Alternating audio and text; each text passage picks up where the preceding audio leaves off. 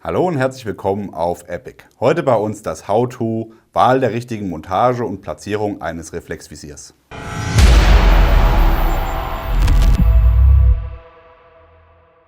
Rotpunkt- und Reflexvisiere sind nach wie vor das Mittel der Wahl und die beste Wahl für die Geschwindigkeit bei der Zielerfassung. Auch wenn sich im sportlichen oder im militärischen Bereich sogenannte LPVOs durchgesetzt haben, also Low Power Variable Optics, sowas hier, ein 1 bis irgendwas Zielfernrohr, sieht man immer häufiger. Trotzdem ist das immer ein Kompromiss. Man hat zwar damit natürlich mehr Möglichkeiten, also hat einfach eine bessere Zielerkennung auf größere Distanzen, man hat trotzdem eine einfache Vergrößerung, wie es auch das Rotpunkt bietet, aber hat natürlich alles irgendwo auch seine negativen Seiten. Man kann jetzt mit so einem Scope nicht unbedingt alles abdecken, was ein Rotpunktvisier abdeckt. Also gerade die schnelle Zielerfassung ist nicht hundertprozentig so schnell. Natürlich bringt es auch viel mehr Gewicht auf die Waffe, als wenn ich ein Rotpunktvisier habe. Und es sind eventuell, gerade im militärischen Bereich, wenn ich über Deckungen oder Barrikaden schießen muss oder dran vorbeischießen muss, ist es viel schwieriger, hinter so ein Zielfernrohr zu kommen, weil die Eyebox meistens ein bisschen kleiner ist als mit einem Rotpunktvisier. Da habe ich einfach die Möglichkeit, wenn ich mich damit ablege, sobald ich das Rotpunktvisier irgendwo sehe in dem kleinen Fenster, kann ich schießen und treffe. Ja, das ist einfach nochmal der Unterschied, warum Rotpunktvisier oder Reflexvisiere nach wie vor ihre Daseinsberechtigung haben. Bevor es ans Montieren der Optik geht, müsst ihr euch natürlich erstmal für eine Optik entscheiden. Liegt irgendwo auf der Hand.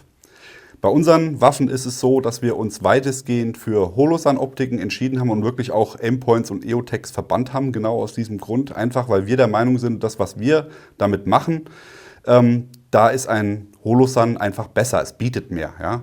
Klar, man hört jetzt immer wieder Aimpoint, EOTech, das benutzen hier die Seals, das kann nur super gut sein. Ja, aber ganz ehrlich, ein Holosun hat viele Features, die ein Aimpoint oder ein EOTech nicht haben. Ja, beim EOTech hat man Laser absehen mit einem grieseligen Bild. Beim Aimpoint hat man nur einen Punkt. Ja, die Holosuns, zumindest die 500er Serie, bieten alle ein umschaltbares Absehen von Punkt auf Kreis. Wir haben eine automatische Abschaltfunktion, ungefähr gleiche Batterielebensdauer wie bei Aimpoint, deutlich mehr als EOTech. Es ist trotzdem super robust, es ist günstiger, eigentlich überwiegen da definitiv die Vorteile und deswegen setzen wir auf Holosun. Jetzt habt ihr die richtige Optik, jetzt geht's an die Montage. Bei Holosun ist es so, da sind immer gleich zwei Montagen mit dabei, nämlich eine Low Mount und eine High Mount in Absolute Co-Witness.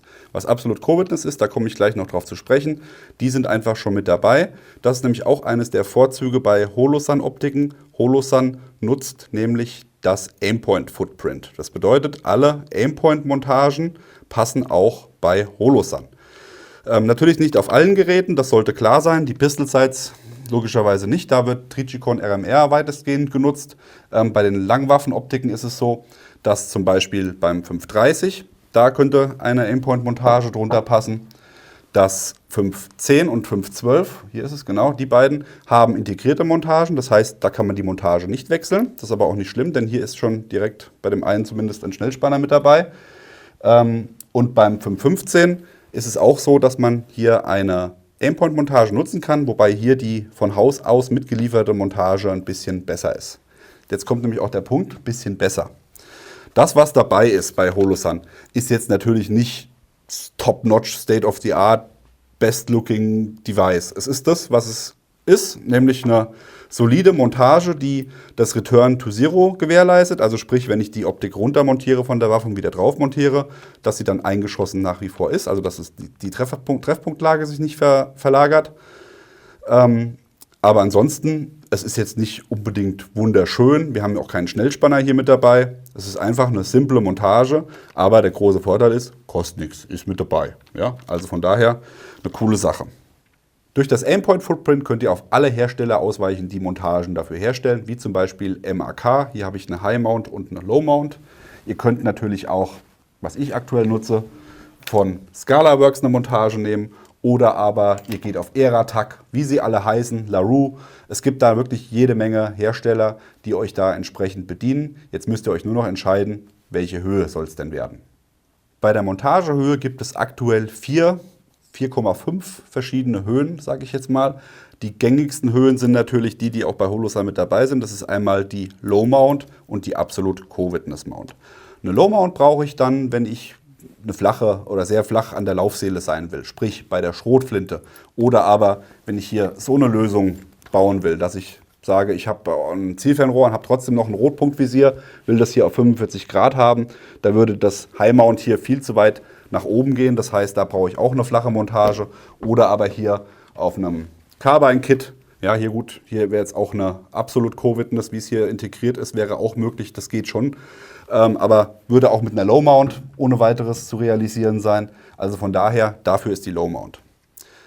Absolute Co-Witness brauche ich dann, wenn ich mit Kimme und Korn in einer Linie schießen will. Sprich, wir haben Kimme und Korn und wir haben den Rotpunkt. In Absolute Co-Witness ist der Punkt genau aufsitzend auf Kimme und Korn in einer Linie. Die nächste gängige Höhe ist Lower Third. Der Name ist ein bisschen verwirrend, weil Lower Third bedeutet ja unteres Drittel. Würde ich jetzt mal davon ausgehen, die Montage ist niedriger. Aber tatsächlich ist die Montage höher als bei Absolute Co-Witness.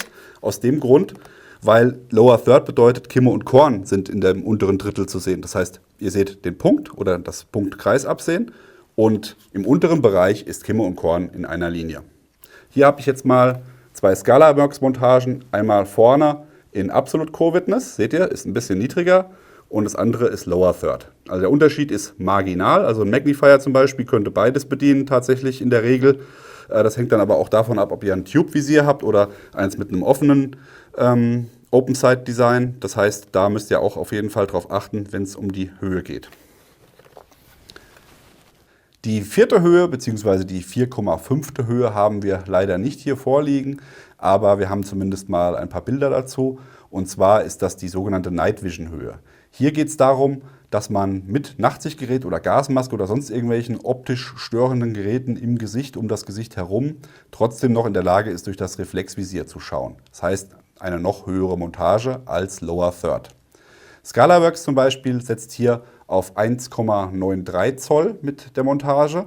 Dann gibt es von Unity Tactical eine, die ist mit 2,26 Zoll Höhe.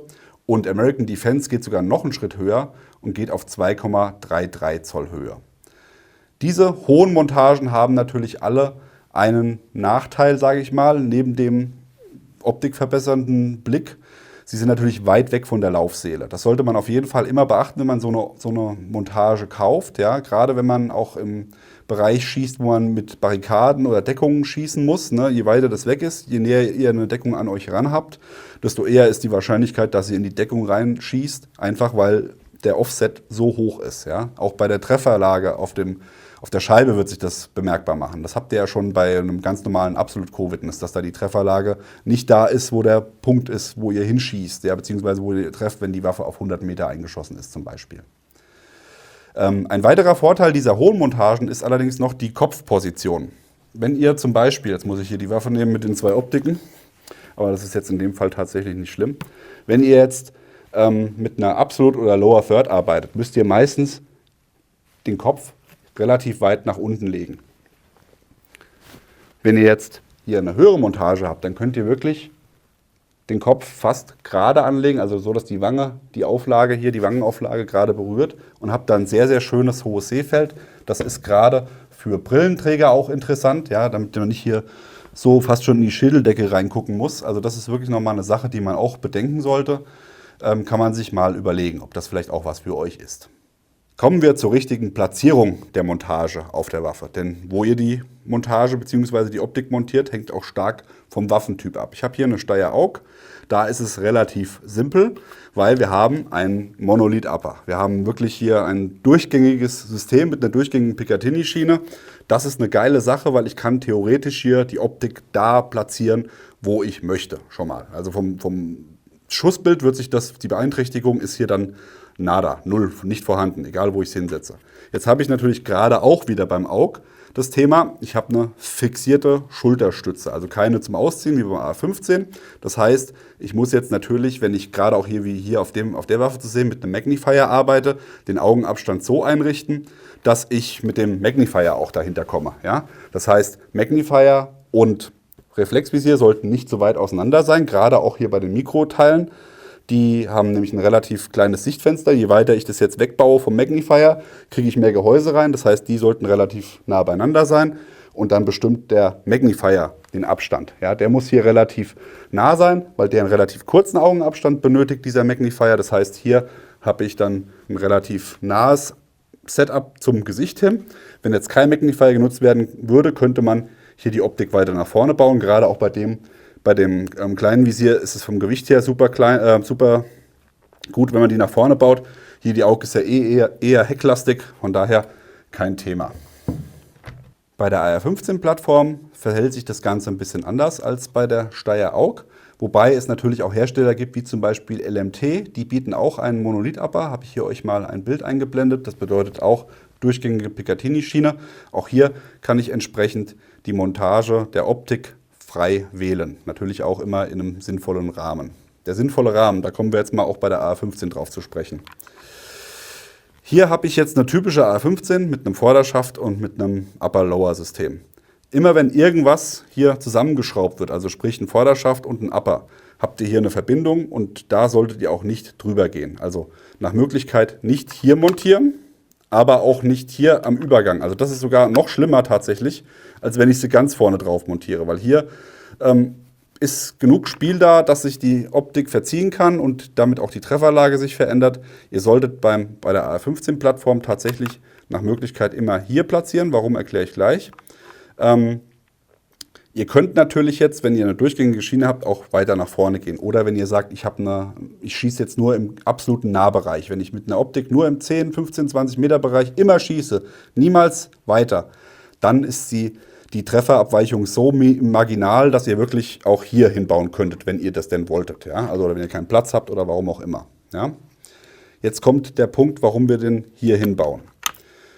Ihr habt ein Sehfeld, wenn ihr durch die Optik guckt. Ihr seht das Absehen, der schießt ja mit beiden Augen offen, deswegen ist es ja ein Reflexvisier. Das heißt, ihr habt ein Sehfeld und habt einen Gehäuserand. Bei einem Open-Reflexvisier mit einem eckigen Gehäuse und flachen Rand habt ihr mehr Sehfeld. Bei einem Mikrovisier habt ihr ein bisschen weniger Sehfeld, aber auch immer noch genug.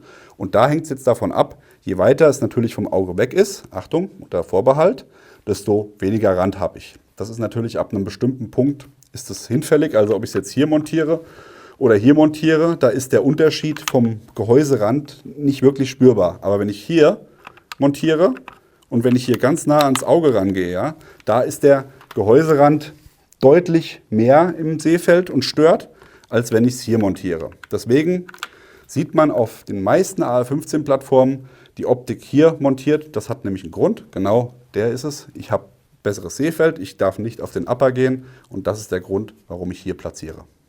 Bei einer solchen Platzierung bietet sich natürlich dann auch an, ihr habt noch Platz dahinter, das heißt, ihr könnt dann auch noch einen Magnifier oder aber auch Kimme und Korn weiterhin nutzen. Das waren jetzt schon mal die Basics, die ihr braucht, um ein Reflexvisier richtig auf eurer Waffe zu montieren. Jetzt gibt es natürlich noch die sogenannten Zusatzlösungen. Sprich, ihr wollt ein Reflexvisier zusätzlich zu einer anderen Optik nutzen, wie hier zu sehen. Hier haben wir ein LPVO 1:6, auch von der Firma MAK. Und das kann 1:6, wie ich gerade schon gesagt habe. Das heißt, ich habe eine einfache Vergrößerung und 6-fache Vergrößerung. Im IPSC, aber auch militärisch, sieht man immer häufiger, dass die Leute dann auch zusätzlich mit einem Rotpunktvisier arbeiten. Das soll einfach dafür da sein, dass wenn ich auf einer 6-fachen Vergrößerung bin und einen Zielwechsel vornehmen muss, ich einfach nur das Gewehr einrolle und hier auf 45 Grad dann entsprechend direkt die Zielaufnahme machen kann, ohne meine Wangenauflage, meine Schussposition des Kopfes zu verändern. Das ist die eine Möglichkeit, wie man es machen kann. Picatinny direkt auf der Schiene und auf 45 Grad montiert. Wenn ich jetzt ein Rotpunkt- oder Reflexvisier auf einem Zielfernrohr oder auf einem Battlesight selbst montieren möchte, ist es auch eine Möglichkeit. Man spricht dann von Piggypack. Das heißt, die Optik sitzt oben auf, kann dann auch genutzt werden, allerdings nicht so schnell wie auf der 45-Grad-Lösung.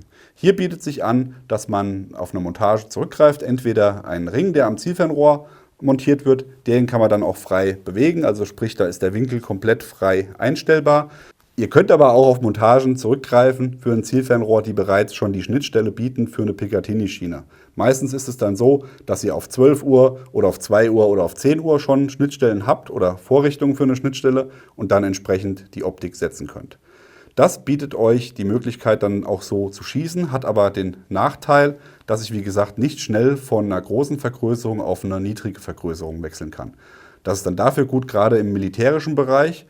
Wenn ich zum Beispiel weiß, ich gehe jetzt in den Häuserkampf und schieße jetzt nur noch mit dem Reflexvisier, dann nehme ich einfach meine Waffe anders in Anschlag, bleibe auf dieser Schießposition vom Kopf, die Kopfhaltung, und gehe damit da durch. Und wenn ich wieder meine große Vergrößerung brauche, kann ich wieder zurückwechseln. Deswegen sieht man das zum Beispiel im Sport sehr, sehr selten, aber beim Militär schon eher.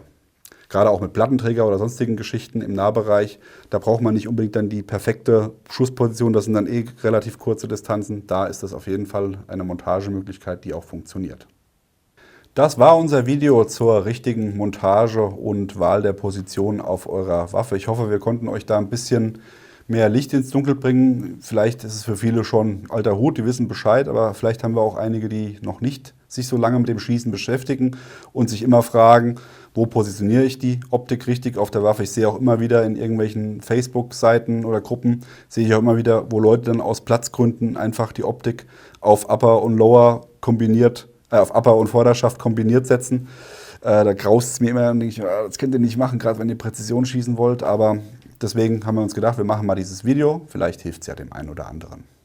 Habt ihr noch Fragen dazu? Dann schreibt es uns in die Kommentare. Wenn euch das Video gefallen hat, wie immer an dieser Stelle liken, Abo und die Glocke klicken und dann sehen wir uns beim nächsten Mal. Bis dann, macht's gut. Bye, bye.